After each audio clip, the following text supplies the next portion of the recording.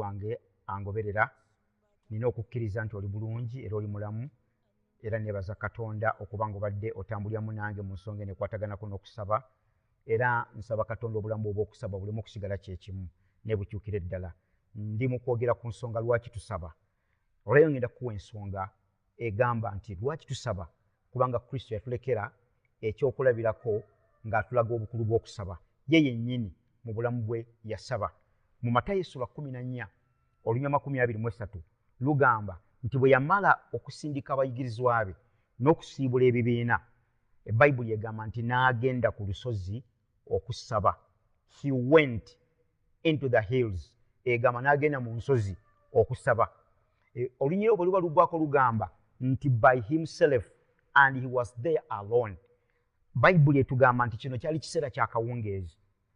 Yesu ng'amaliriza emirimu gye gyonna, bwe yagimaliriza n'asiibula ebibiina n'alinnya olusozi n'agenda okusaba. Obulamu bw'okusaba mu bulamu bwa Yesu kyali kintu kikulu nnyo. Ensonga y'okusaba yali kumwanjo nnyo mu bulamu bwa Mukama waffe. Mu Mako essuula esooka olunywa 35 lugamba nti ku makya ennyo ng'obudde bukyali kiro nga tebunnakya, Ebbayibuli egamba nti n'agenda n'afuluma n'agenda mu kifo ekyesudde mu ddungu okusaba. Ku makya ennyo yasaba, eri batugambye nti akawungeezi ng'amaze okusiibula abantu n'agenda n'asaba.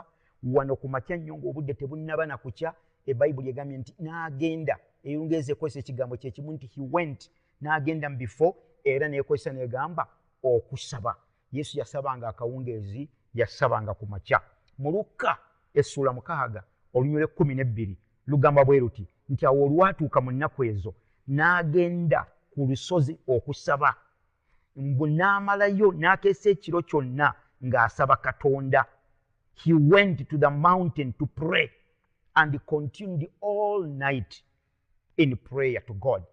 Yesu n'asaba ekiro, n'asaba ku makya, n'asaba akawungeezi. Kino kitegeeza ki? Nti yatuwa ekyokulabirako ekiraga nti obudde bwonna mu bulamu bwaffe kitugwanidde okubeera nga tusaba. Obanga Yesu yasabanga ku makya, n'asabanga mu ttuntu, n'asabanga ekiro, naffe kitugwanidde okubeera nga tusaba mu bulamu bwaffe. Yesu atuwa ekyokulabirako lwaki tulina okubeera nga tusaba. Mu Luka 5 olunywa 16 Bayibuli egamba nti n'agenda n'eyawula ku bantu, n'agenda mu ddungu n'asaba. N'asaba. Obulamu bwa Yesu bwali bulamu bwa kusaba. Katonda ayimuse obulamu bwo bufuuke obulamu obw'okusaba. Mu ngeri eno lwaki Yesu yali asaba? Yali agezaako okuyita obwa